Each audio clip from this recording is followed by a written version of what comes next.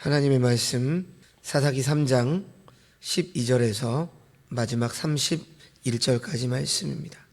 오늘 본문은 사사 에훗과 삼갈에 대해서 기록을 하고 있습니다. 그런데 흥미로운 것은 사사기 3장을 보면 총 3명의 사사에 대한 기록이 나오고 있는데요. 1대 사사인 온니엘은 큰 업적을 이루었음에도 그에 대한 기사의 내용이 그리 길지 않습니다. 그리고 3대 사사인 삼갈은 딱 한 절밖에 기록이 되어 있지 않습니다. 그런데 2대 사사인 에훗에 대한 기사는 오늘 보면 12절부터 30절까지 비교적 상당히 많은 지면을 할애해서 기록하고 있습니다. 왜 그럴까요? 제가 생각하기에는 성령 하나님께서 아마도 이스라엘 백성들에게 사사 에훗의 이야기를 통해 주시려는 중요한 교훈이 있기 때문이라고 생각을 합니다. 그리고 에훗의 스토리 자체가 아주 강렬하기 때문이기도 하죠. 자, 먼저 오늘 본문 12절 말씀을 보시면 이스라엘 자손이 여호와의 목전에 악을 행함으로 여호와께서 모압 왕 에글론을 강성케 하사 그들을 대적하게 하셨다. 이러한 말씀이 기록되어 있습니다. 그런데 이스라엘 자손이 또라고 말씀을 하고 있죠. 그러니까 한두 번이 아니라 계속 반복되는 패턴을 말하고 있습니다. 지금 이 말씀을 보시면 이방 나라가 강하게 되는 이유가 이스라엘의 신앙 상태에 따라 결정이 되어졌습니다. 그들이 얼마나 강해졌던지 그들의 휘하에 암몬과 아말렉 자손들까지 모아서 이스라엘을 치러 들어왔습니다. 그러자 이스라엘 백성들은 또 고통의 몸부림을 치다가 살려달라고 합니다. 그리고 하나님께서는 에훗이라는 사사를 보내십니다. 이처럼 이스라엘 백성들이 하나님에 대한 이 태도는 바뀌지 않습니다. 그런데 이스라엘 백성들은 하나님께 패역하고 죄악을 행하고 그러다가 죽을 만큼 고통스러우면 하나님께 살려달라고 합니다. 한 번 당했으면 안 그럴 법도 한데 이스라엘 백성들은 또 하나님께 악을 행합니다. 그리고 하나님께서도 인간들이 그토록 자꾸 죄를 지으면 버리실 법도 한데 그러시지 않습니다. 죽도록 때려서라도 함께 가자고 그 손을 놓지 않으시는 것이죠. 이것이 바로 사사기의 전반부에 계속 반복되는 패턴입니다. 이스라엘 백성이 악을 행하고 그 악에 따라 하나님이 징계하시고, 그런데 그 징계하신 방식은 어떤 방식이죠? 이방 민족을 통해서 징계하십니다. 그러면 이스라엘 백성들이 이제 고통 속에서 일시적인 회개, 즉 하나님께 부르짖죠. 그러면 하나님께서는 구원의 수단으로 이스라엘의 사사를 보내셔서 이방 민족의 압제에서 잠시 벗어나게 하십니다. 이러한 사이클이 사사기의 전반부에 계속해서 반복되고 있습니다. 그렇다면 성도 여러분, 지금 사사기의 이러한 말씀을 통해서 하나님께서는 우리들에게 무엇을 말씀하시고자 하시는 것일까요? 바로 죄악된 인간이 어떤 존재이고 하나님은 어떤 분이신지를 밝히 보여주시는 것입니다. 인간은 하나님께 끊임없이 죄악을 도모하는 존재들입니다. 하나님 앞에 우리가 드릴 것이 없습니다. 우리는 건들기만 하면 어떤 면에서 죄악이 튀어나오는 그러한 존재라고 하는 사실입니다. 그런 우리를 하나님은 사랑하시고 포기하지 않으시는 것이죠. 하나님께서는 우리를 끝까지 포기하지 않으시고 놓지 않으시는 분이시라고 하는 사실입니다. 그런데 이제 이스라엘 백성들의 이 부르짖음의 결과로 여호와께서 세우신 구원자는 완전히 우리의 상식을 뛰어넘는 기대 밖의 인물이었습니다. 오늘 보면 15절 말씀을 보십시오. 이스라엘 자손이 여호와께 부르짖음에 여호와께서 그들을 위하여 한 구원자를 세우셨으니 그는 곧 베냐민 사람 게라의 아들 왼손잡이 에훗이라. 그 사람의 이름은 베냐민 지파 게라의 아들 왼손잡이 에훗이었습니다. 특별히 본문은 그가 왼손잡이였음을 강조하고 있습니다. 사사기 20장 16절 말씀을 보시면 베냐민 자손 중에 택한 700명의 전사들이 다 왼손잡이였는데 물매로 돌을 던지면 조금도 틀림이 없는 자들이었다. 이러한 말씀이 나옵니다. 여기에서 왼손잡이의 의미는 훈련이 잘 된 의미, 이러한 의미로 해석이 됩니다. 하지만 오늘 부분의 왼손잡이라고 하는 단어의 원문의 뜻은 그러한 뜻이 아니라 바로 오른손을 못 쓰는 사람, 오른손이 불구인 사람을 의미하는 표현입니다. 베냐민이라고 하는 뜻이 오른손의 아들이라고 하는 의미를 가지고 있어요. 그런데 오른손의 아들이라고 불리는 지파에서 오른손이 불구인 에훗이 사사로 선택을 받은 것입니다. 굉장한 의미가 있죠. 여러분, 그 당시 고대 사회에서 오른손은 권위와 힘의 상징이었습니다. 구약 성경이나 신약 성경을 보면 오른손으로 높이셨다라는 표현이 자주 나옵니다. 그리고 하나님께서도 오른손으로, 의로운 오른손으로 우리를 붙잡아 주셨다, 이러한 표현도 나오죠. 예를 들면 사도행전 2장의 베드로의 설교의 내용 중에 하나님이 오른손으로 예수를 높이셨다라는 말씀이 나옵니다. 여기 나오는 오른손도 하나님의 권능을 표현하는 단어입니다. 이처럼 오른손이 대접을 받고 오른손을 귀하게 여기는 시대에 하나님은 왼손잡이, 정확히 말하면 오른손이 불구인 사람을 사용하신 것입니다. 저도 왼손잡인데요. 어릴 때 부모님에게 하도 혼나면서 글씨를 쓰는 것과 그 음식을 먹는 것을 오른손으로 바꿨습니다. 대신 운동을 할 때 뭘 던질 때에는 왼손을 씁니다. 그만큼 전통적으로 왼손잡이들이 그렇게 환영을 받지 못하는 것 같은데요. 아무튼 그 당시에는 더 그랬습니다. 자, 계속해서 15절 하반절부터 보시면 이스라엘 자손들이 이 에훗을 통해 모압 왕 에글론에게 곡물을 바치게 합니다. 그런데 에훗은 곡물을 바치러 갈 때 길이가 한 규빗, 약 45cm 정도 되는 좌우의 날선 칼을 만들어서 오른쪽 다리 속옷에 감추어 차고 갔습니다. 아마도 에훗은 사람들이 보기에 오른손을 쓰지 못하는 자였기 때문에 칼을 오른다리에 숨겼을 거라고는 생각지 못할 것이라고 여기고 그곳에 칼을 숨긴 것이죠. 계속해서 17절 이하의 말씀을 보시면 에훗이 곡물을 바치러 갔을 때 에글론은 심히 비둔한 상태였다라고 기록을 하고 있습니다. 이 비둔하다라고 하는 말은 살이 아주 통통하게 차올라서 포동포동한 모습을 말하는 것이죠. 이 단어가 가축에 사용될 때에는 아주 살이 찌고 육즙에서 기름이 흐르는 양질의 고기나 재물을 의미할 때 쓰는 단어입니다. 그만큼 지금 에글론 왕이 어찌 보면 희생제물이 될 건데 아주 살이 찐 최상의 상태라고 하는 것입니다. 자, 이제 문제는 이 왕과 독대를 해야 암살을 할 수 있는 것인데 어떻게 이 왕과 독대를 할 것인가 하는 것입니다. 계속해서 18절 19절 말씀을 보시면 먼저 에훗은 에글론에게 조공을 바친 뒤에 함께한 자들을 다 돌려보냅니다. 에훗은 일꾼들을 돌려보내고 자신은 왕을 떠나 길갈로 갑니다. 그리고 길갈에서 다시 급히 에글론에게 나아옵니다. 이 길갈은 당시 모압 사람들이 매우 중요하게 생각하는 지역이고 이방 사람들의 우상 숭배의 중심지입니다. 그래서 이 지역에서 이방인들과 선지자들이 신접해서 계시를 받곤 했던 지역입니다.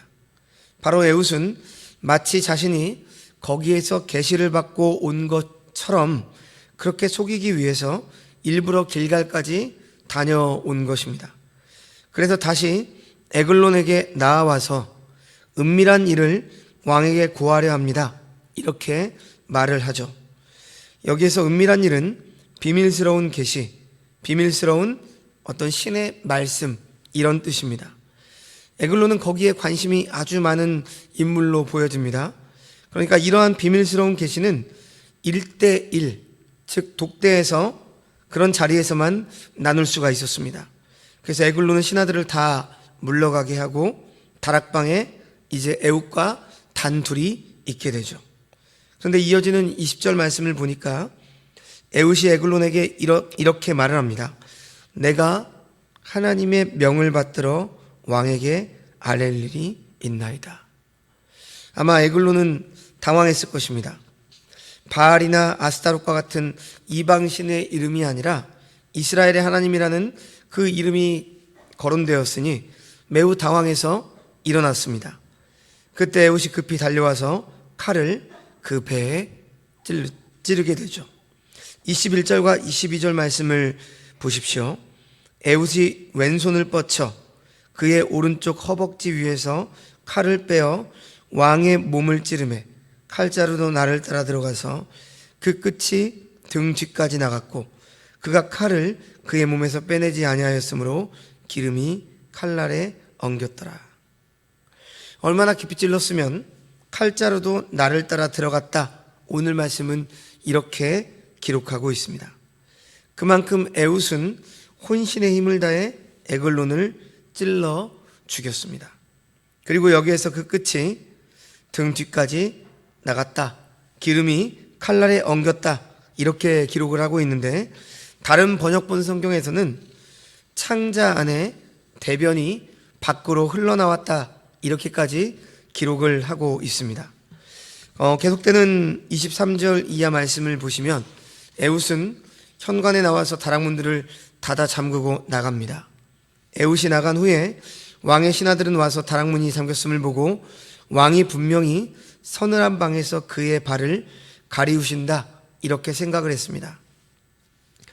여기에서 발을 가리운다라고 하는 말의 뜻은 용변을 본다라고 하는 뜻입니다. 왜 그렇게 생각을 했을까요? 앞에서 말씀드렸듯이 칼에 찔려서 거기에 기름도 나오고 내장 안에 있는 대변도 같이 다 흘러나왔기 때문입니다. 이제 신하들이 아무리 오래 기다려도 왕이 다락문을 열지 않으니까 열쇠를 가지고 방문을 열어봅니다. 그러니까 에글론은 이미 죽어 땅에 엎드려져 있었고 에훗은 이러한 상황을 피해서 스이라로 도망을 갑니다. 그리고 이어지는 27절 이하의 말씀을 보시면 에훗은 나팔을 불어서 군대를 소집하고 적군을 향해 공격을 시작하는데 28절 말씀을 보면 에훗이 이렇게 말을 합니다. 나를 따르라. 여호와께서 너희의 원수들인 모압을 너희의 손에 넘겨주셨느니라. 하나님께 받은 감동을 근거로 자신이 모압 왕 에글론을 죽인 사실을 근거로 하나님이 모압을 이스라엘 자손에게 붙이셨다는 확신을 전하는 것이죠. 그리고 에훗은 자기를 따르는 무리를 데리고 모압 맞은편 요단강 나루를 지키고 있다가 모압 사람 약 10,000명을 죽이게 됩니다. 여리고에서 모압으로 도주하는 모압군들과 모압에서 여리고로 넘어오는 원병을 길목에서 차단해서 죽인 것이죠. 모압의 힘 있는 역사와 용사들이 한 사람도 피하지 못하고 거기에서 죽임을 당했습니다. 결국 모압 사람들이 이스라엘에 항복을 하고 이스라엘은 해방이 되죠. 이스라엘은 그때로부터 80년 동안 태평함을 이루게 됩니다. 자, 여기까지가 에훗의 기사죠. 30절까지 말씀입니다. 이렇게 하나님께서는 장애가 있는 약한 에훗을 사사로 부르셔서 이스라엘 민족을 모압의 압제에서 건져내 주십니다. 자, 이제 마지막 31절 말씀을 보면 3대 사사인 삼갈의 기사로 3장을 마무리하고 있죠. 에훗 후에는 아나세 아들 삼갈이 있어 소모는 막대기로 블레셋 사람 600명을 죽였고 그도 이스라엘을 구원하였더라. 자, 그런데요, 지금 본문에서 삼갈을 어떻게 소개하죠? 아나세 아들 삼갈이라고 이렇게 소개합니다. 지금 삼갈은 그 당시 히브리식 이름이 아니라 가나안식 이름입니다. 이 아낫은 당시 가나안 거민들이 섬기던 태양신인 바알의 누이이자 아내로서 전쟁의 여신으로 알려져 있는 신입니다. 삼갈을 가나안 여신의 아들이라고 한 것은 그 당시 부모가 하나님에 대한 신앙의 정체성이 없어지고 가나안 사람들이 섬겼던 우상을 따랐다라고 하는 증거로 여길 수 있는 것이죠. 그러니까 삼갈의 부모들은 하나님의 백성임에도 불구하고 가나안 종교에 깊이 빠져 있었다라고 하는 것입니다. 그의 가문은 정통 이스라엘의 가정이 아니었습니다. 그들의 이름은 가나안식으로 고칠 정도였으면 가나안 이방 문화에 깊이 빠져 있었다라고 생각할 수 있습니다. 그리고 뿐만 아니라 그는 직업이 무엇입니까? 농부였습니다. 그래서 오늘 본문에 소모는 막대기로 블레셋 사람 600명을 죽이고 이스라엘을 구원했다, 이렇게 말하고 있습니다. 여기에서 소모는 막대기라고 하는 말은 삼갈이 평범한 농부였다라고 하는 것을 말해주고 있는 것이죠. 그 당시 팔레스타인에서는 밭을 갈 때 약 2.5m 되는 정도의 긴 막대기를 사용을 했습니다. 그런데 그 막대기 한쪽에는 조그마한 삽이 달려 있어요. 그래서 밭을 갈거나 손질을 할 때 사용을 했고, 다른 한쪽 끝은 뾰족하게 깎아서 소를 몰고 가다가 소가 딴 데로 가려고 하거나 말을 듣지 않으면 그 뾰족한 끝으로 소를 찌르곤 했던 용도로 썼던 것이 바로 막대기입니다. 그 막대기가 삼갈이 가진 무기의 전부였습니다. 평범한 농부에다가 특별한 무기도 없던 삼갈이 이스라엘의 사사가 되어서 오늘 본문에 블레셋 사람들에게 고통받고 있던 이스라엘 백성들을 구원했습니다. 무려 600명의 블레셋 사람들을 죽였습니다. 당시 이스라엘 백성들이 블레셋 사람들에게 얼마나 고통을 당했었는지 오늘 본문은 정확한 상황을 알려주고 있지 않습니다. 그러나 이후에 나오는 사사기 5장 6절에 드보라의 노래를 통해서 그 당시의 상황을 짐작해 볼 수는 있습니다. 사사기 5장 6절에 드보라가 이렇게 노래를 하죠. 아나세 아들 삼갈의 날에 또는 야엘의 날에는 대로가 비었고 길의 행인들은 오솔길로 다녔도다. 여러분, 일반적으로 큰 길에 사람이 더 많이 왕래를 합니까? 아니면 오솔길과 같이 작은 길에 사람들이 더 많이 왕래를 합니까? 당연히 큰 길에 사람들이 더 많이 다니죠. 특별히 무역을 하거나 장사를 하는 사람들은 큰 길로 다녀야 합니다. 그런데 지금 드보라가 노래를 부르고 있는데 삼갈의 때에 큰 길로 다니는 사람이 없었다, 비었다, 이렇게 노래를 하죠. 그리고 사람들이 작고 좁은 오솔길로만 다녔다, 이렇게 말합니다. 이것은 무엇을 말해주는 것이죠? 블레셋 사람들이 자주 침략을 했기 때문에 사람들을 괴롭혔기 때문입니다. 그래서 장사하는 사람들의 물건을 다 빼앗고 농사를 지어놓으면 블레셋 사람들이 다 빼앗아 가버린 것이죠. 그래서 사람들은 큰 길로 다니지 않았습니다. 큰 길로 갔다가는 가진 것 다 빼앗길 것이 뻔한데 누가 큰 길로 다니겠습니까? 사람들은 블레셋 사람들의 눈을 피해서 골목길, 오솔길 이런 곳으로만 다녔던 것이죠. 이것이 삼갈 당시의 시대적 상황이었습니다. 그런데 평범하게 농사를 짓던 삼갈이 하나님으로부터 사사로 부르심을 받고 소모는 막대기로 이 블레셋 사람을 600명이나 죽인 것이죠. 소모는 막대기를 가지고 훈련된 용사 600명을 죽였다라고 하는 것은 상식적으로 불가능한 일입니다. 그러나 삼갈을 통해서 얻을 수 있는 교훈은 개인의 배경과 적절한 무기가 없어도 압제받은 하나님 백성들을 구원하는 일에 쓰임을 받았다라고 하는 사실입니다. 자, 이렇게 오늘 말씀은 여기까지입니다. 성도 여러분, 오늘 본문에서 하나님께서 세우시는 사사들을 한번 보십시오. 에훗은 오른손에 장애가 있는 사람입니다.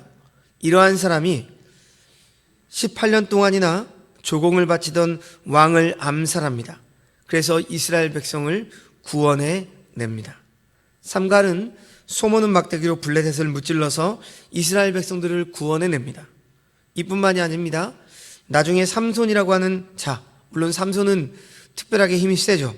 하지만 삼손이 나귀 턱뼈로 블레셋 사람 1000명을 무찌릅니다. 기드온은 어떻습니까? 소리를 지르고 시끄럽게 해서 미디안 군영의 자중질환을 일으켜서 미디안을 무찌릅니다. 여러분, 이러한 사실들은 지금 사사기를 통해서 무엇을 말씀하고자 하시는 것일까요? 이스라엘 백성들이 지금 가나안 땅에서 하고 있는 이 전쟁은 물리적인 전쟁이 아니라고 하는 것입니다. 물리적인 전쟁이라면 오른손에 장애가 있는 사람이나 소모는 막대기나 나귀턱뼈나 이런 것들로 전쟁을 승리로 이끌지 않습니다. 지금 이스라엘이 경험하는 전쟁은 뭔가 폼나고 그럴듯해 보이고 우리의 상식으로도 전투에서 이길 만한 전투력으로 싸움에서 이기게 하시는 것이 아니라 어떻게 보면 매우 볼품없는 방법으로 도저히 우리가 생각하기에는 이해가 안 되는 방법으로 전쟁에서 이기게 하시고 또 사살을 택하십니다. 왜 그럴까요? 바로 이 전쟁은 하나님께서 친히 싸우시는 영적인 전쟁이기 때문에 그렇습니다. 우리가 치르는 이 전쟁은 혈과 육으로 싸우는 전쟁이 아니라 영적인 전쟁이라고 하는 것이죠. 영적인 전쟁이라고 하는 것은 지금 내가 하나님 편에 서 있는가 아닌가 이것을 판가름하기 위한 전쟁입니다. 그러므로 이 영적인 전쟁의 승리의 관건은 내가 하나님 편에 서 있는가 아닌가 이것이 승리의 관건이 되는 것이죠. 내가 가지고 있는 능력, 무기가 무엇인가, 내가 가지고 있는 힘이 얼마나 되는가 이것이 승리의 관건이 되는 것이 아니라고 하는 사실입니다. 하나님께서는 당신의 백성들을 사랑하시고 언제나 회개하고 돌이키는 자들에게 구원의 은혜를 베풀어 주십니다. 오늘 사사기를 통해서 언제나 늘 불평하는 이스라엘 백성들이었지만 그래서 하나님께서는 징계하시지만 그 징계 속에서 또 울부짖는 자신들의 백성들을 외면치 않으시고 바로 사사를 세우셔서 하나님은 그들을 구원하십니다. 근데 그 구원의 방법이 도저히 자기들 스스로 구원을 할 수 없다라고 이해할 정도로 하나님은 역사하시는 것이죠. 오늘 에훗을 통해서 삼가를 통해서 하나님의 방법, 전적인 하나님의 능력임을 우리들에게 보여주시는 것입니다. 오늘 말씀을 통해서 우리가 늘 죄악을 반복하는 참으로 개선의 여지가 없는 그런 존재들임에도 불구하고 하나님께서는 우리의 구원을 위해서 성실하신 분이심을 깨닫고 우리의 삶이 이제는 반복되는 죄악의 패턴에서 벗어나기 위해서 몸부림치는 자들이 되기를 원합니다. 또한 하나님께서는 약하고 부족해 보이는 자들을 민족을 구원하는 사사로 사용을 하셨습니다. 그러므로 하나님의 택한 자녀가 된 우리들 또한 우리의 어떠한 외적 조건이나 환경을 생각하지 말고 자신의 무능함을 보지 말고 자신이 가진 도구의 무력함을 보지 말고 우리와 함께 하시는 하나님의 강함을 바라보며 우리에게 주어진 믿음의 삶을 살아가시는 주의 백성들이 다 되시기를 주님의 이름으로 축원합니다. 기도하겠습니다. 하나님 아버지, 하나님께서는 우리에게 우리가 철저히 죄악만을 만들어내는 존재들임을 말씀을 통해 알게 하십니다.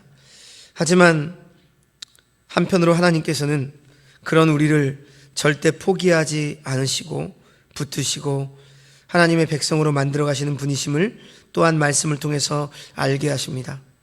하나님 아버지, 이 사실을 기억하며 우리 성도들이 하나님 앞에 진정한 회개, 돌이킴이 있게 하여 주시옵소서. 하나님께 항복하는 인생을 살아가게 하여 주옵소서. 하나님 아버지, 우리 인생에서 하나님을 믿는 믿음이 우리의 마음속에서 작아지면 우리를 둘러싸고 있는 적들이 커집니다. 호시탐탐 우리를 노리고 있는 다양한 인생의 질곡들이 커져서 우리를 삼키게 될 것입니다. 그러나 우리의 마음속에서 하나님을 믿는 믿음이 견고해지면 견고해질수록 우리 주위의 적들은 힘을 쓰지 못합니다. 그러므로 우리가 하나님 편에 서 있을 때 비록 우리가 애굽과 같이 오른손을 쓰지 못할지라도 삼갈처럼 소무는 막대기밖에 없을지라도 능히 우리를 삼키려 하는 죄악들과 싸워 이길 수 있음을 기억하게 하여 주시옵소서. 우리의 싸움은 물리적인 싸움이 아니라 영적인 싸움이요, 그 영적인 싸움의 승리의 비결은 하나님을 바로 알고 그분 편에 서는 것임을 기억하며 오늘 하루도 하나님의 뜻을 알아가며 말씀 앞에 순종하는 삶을 살아가게 하여 주시옵소서. 모든 말씀 예수님의 이름으로 기도합니다. 아멘.